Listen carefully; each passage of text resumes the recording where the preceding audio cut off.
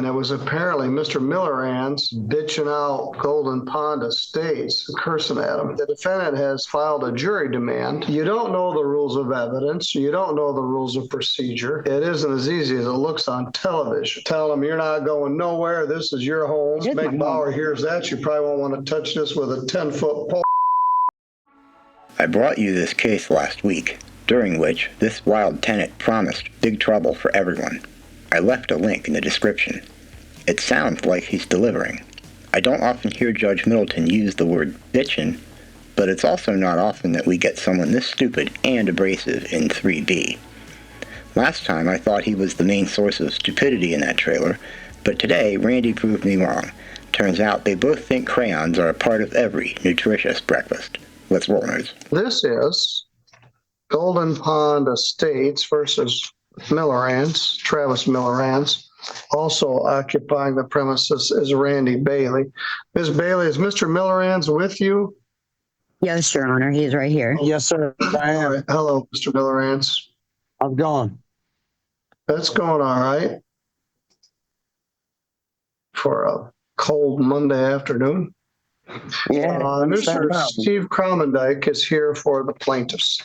This is a termination of tenancy matter, just cause, 3 lates in 12 months, and I think other just cause. They want you to move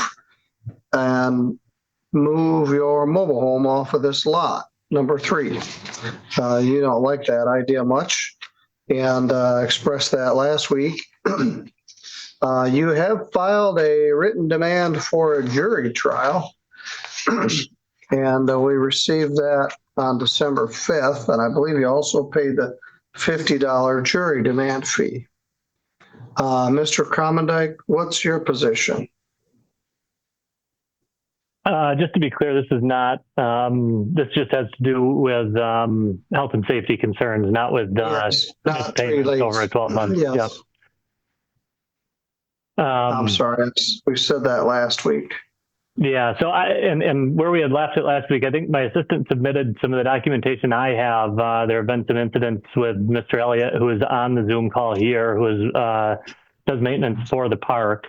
And so he's attending, and if you'd like to hear from him, we had left it last week that I had made a FOIA request and was waiting on police reports, as the police have been there a few times, but still do not have them. I think you had said you were going to call and see if you could get a copy of them as well. When we reached out to your office earlier this morning, it sounds like you hadn't or didn't have those yet. I don't have any police reports. I got our file numbers. And at least I only know the things that resulted in a charge. Okay. So if there was a charge, we'd have a file number. If there was a complaint made, I don't have that. At any rate, the defendant has filed a jury demand, and so we're going to need to set this for a hearing. Also, I got I didn't know what it was. During the lunch hour, I got an email. And I opened it before I really knew what it was. And it was apparently Mr. Millerand's bitching out Golden Pond Estates, cursing at him. Yeah, that was my assistant sent that over just as that's the documentation, shall I say, that we have. So I wanted to make sure that you had it. All right, we're going to need to set this for a hearing. Mr. Millerand's, can you hear me? I can. All right, you've demanded a jury trial. I started here 23 years ago. We've yet to have a landlord-tenant jury trial. Judge McManus was here for 36 years before that. I think maybe he had 1. You don't know the rules of evidence. You don't know the rules of procedure. You don't know how to introduce evidence. And you want to have a jury trial where you're going to bring in 36 of your fellow citizens, try to represent yourself in this case, selecting a jury, making an opening statement, presenting evidence, cross-examining witnesses. It isn't as easy as it looks on television. Now, you had indicated that you were going to have Mick Bauer represent you. I have not seen anything from legal aid, and Ms. Bauer's been gone on a trip.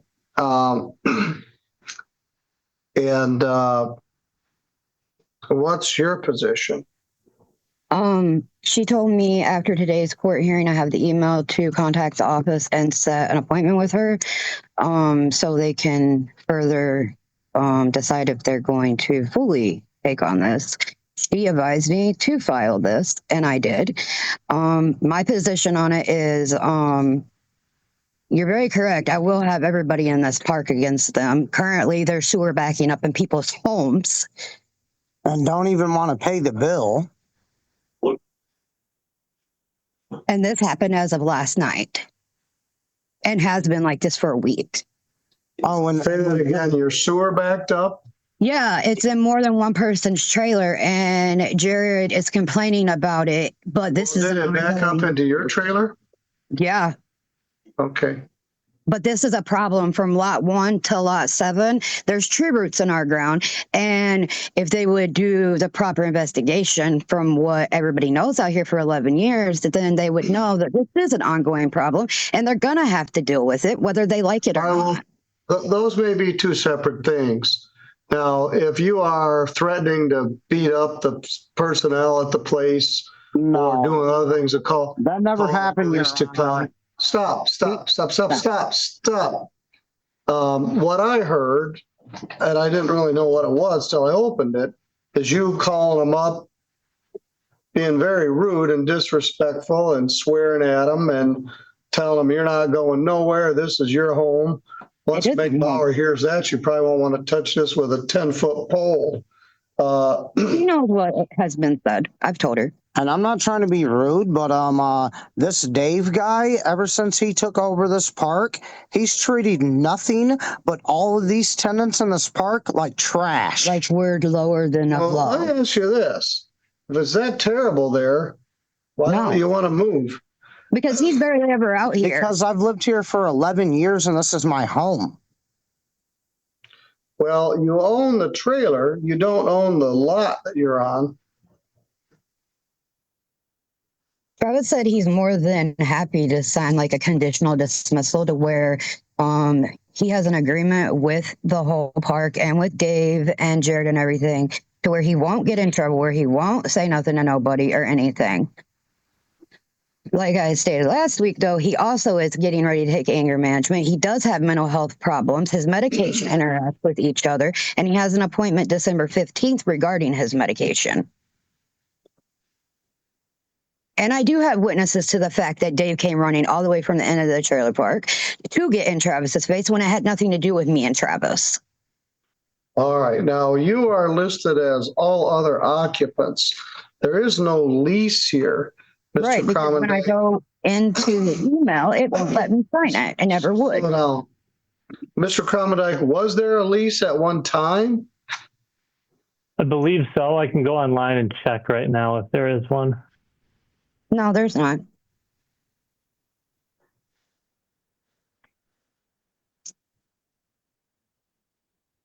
But if you go into the app, it says my lease is good until 2026. But I haven't signed a lease because every time I open it, it takes me right back to the app and it don't give me an option to sign anything. And I've been trying to figure that out since August. Really, slow down. Was there a lease at one time? No, I haven't had a lease since they took over the park. Yeah, I do not see When was that? a lease in here. I'm not sure when they took over this park. Dave or Casey, can you guys speak to that? It's been probably close to a year. It's probably right at about the year mark. It's about a year and 2 months, 3 months.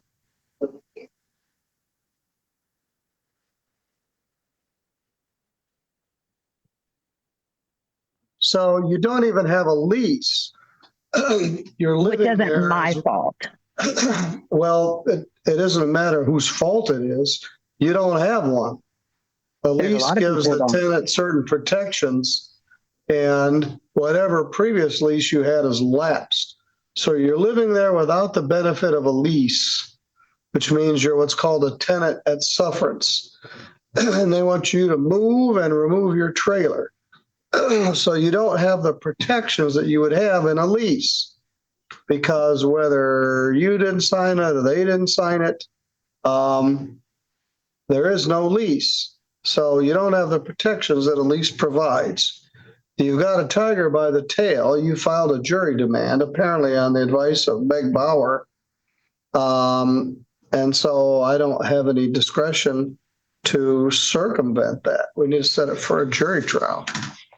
And, I mean, Travis is more than happy to start doing stuff with Jared, and Travis has spoke before Dave and Travis got into this argument that had nothing to do with me and Travis. Jared had told Travis last year when there was a problem with Dave. well, who is Jared?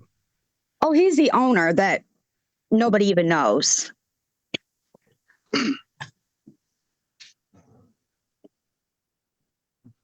Jared is one of the owners, Your Honor.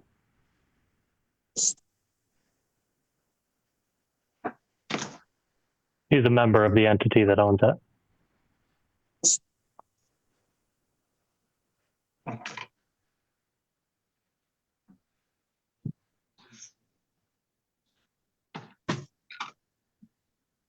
Jared also owns the property management company, which handles management of the park. So when he's talking with Randi and Travis, my suspicion is that it's in his capacity as the owner of the property management company.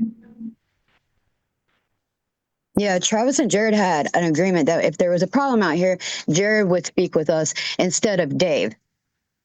Then it went from nobody communicates with anybody.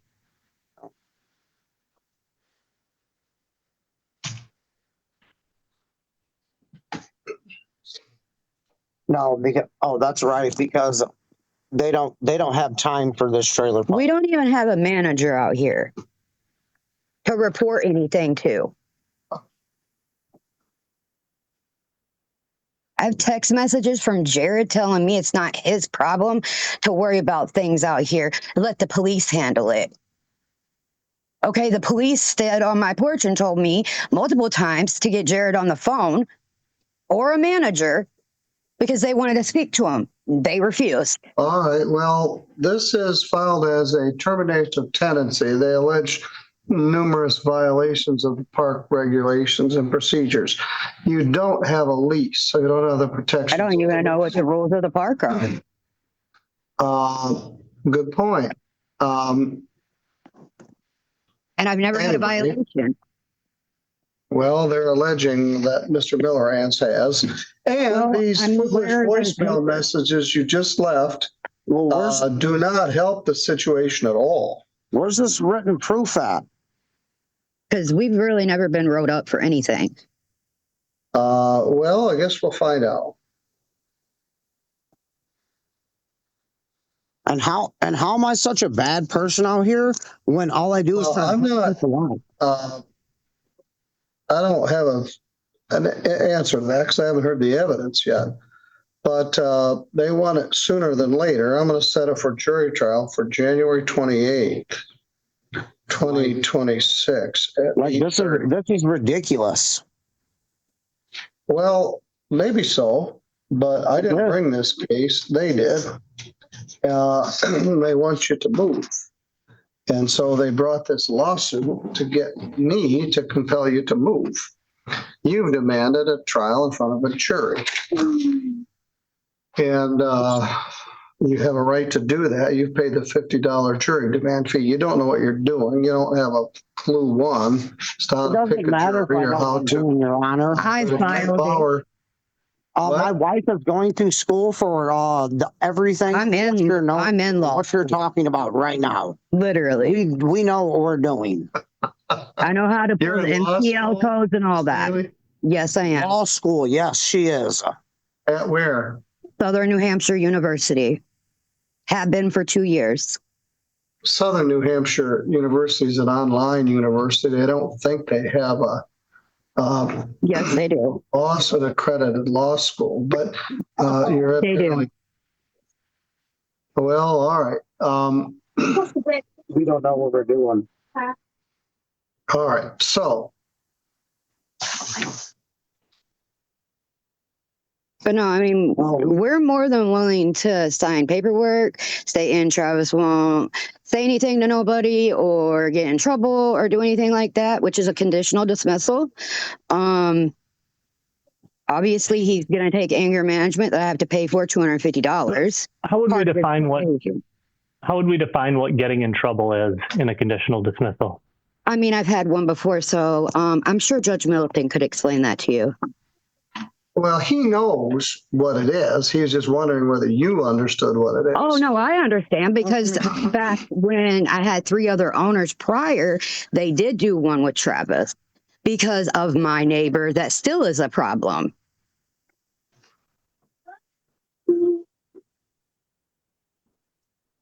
I've even asked Jared when he took over this park. All right, just stop. Why can't I Set a jury trial. Stop. Because I didn't ask you anything. You don't just blurt stuff out when you're in a courtroom. I'm trying to schedule this matter for your requested jury trial. We're not taking any testimony at this point. Nobody's under oath. Now, you guys can discuss it among yourselves and see if you can come to a conditional order of dismissal. But they filed to terminate your tenancy for multiple violations. You filed a demand for a jury trial. So I'm going to set the jury trial for January 28th at 8:30. And will I be there in person? Yes. Your Oh, witness and exhibit lists are due by January 9th. Okay. I won't be there. Why not?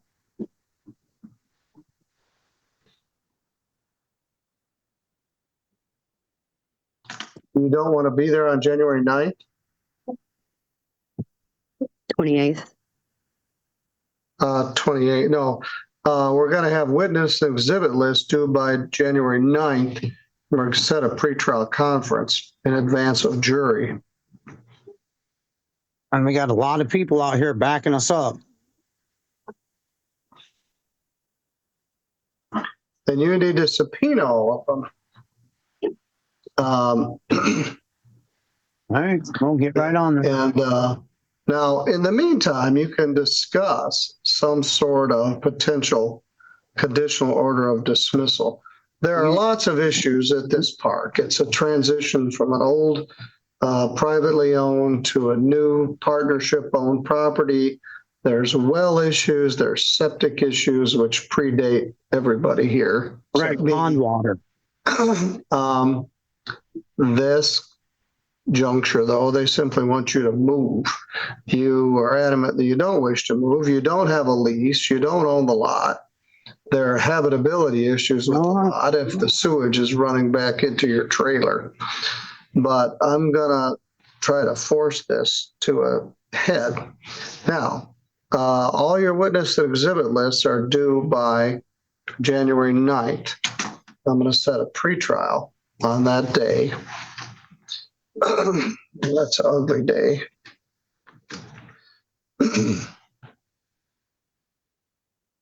Oh, gee whiz. Already got a trial set that day. I wish they'd put the name in there. I've got a termination of tenancy case set for that afternoon. Oh, it's Williams. Ugh. I'm going to set it for Friday, January 9th at 11 o'clock.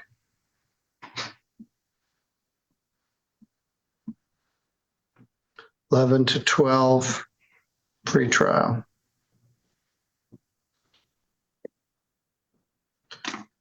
So you have to file your witness and exhibit list by that date.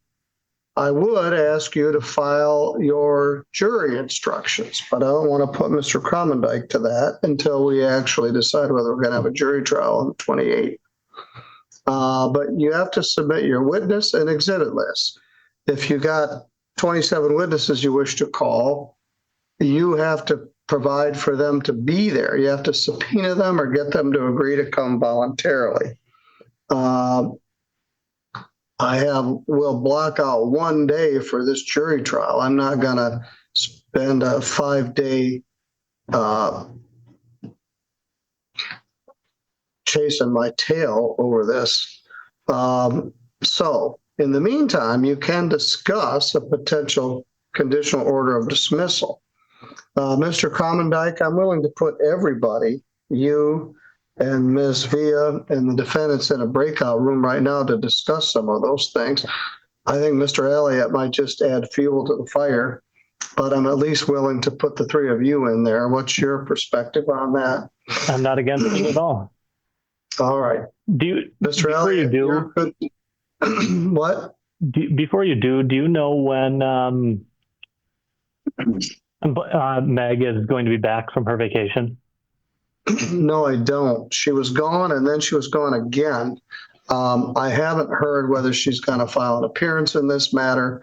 According to Miss Bailey, she's the one that told him to file the jury demand. Yeah, I can send that to Mr. Commondike. I mean, I have no problem even showing him what Meg told me. All right. She told me if the hearing was adjourned today. She told me to call the office after the hearing today and schedule a phone appointment with her. But they couldn't do nothing because she was going to be gone. So she couldn't accept the case because she was going to be gone. But now after this hearing today, I'll have to hang up and call them and schedule an appointment. Well, if legal aid gets in, it will be in a better posture. And for now, I did talk to Meg about this beforehand as well. So I have talked to her about it already. All right. Does it sound like she was going to get in it? She wasn't sure at the time.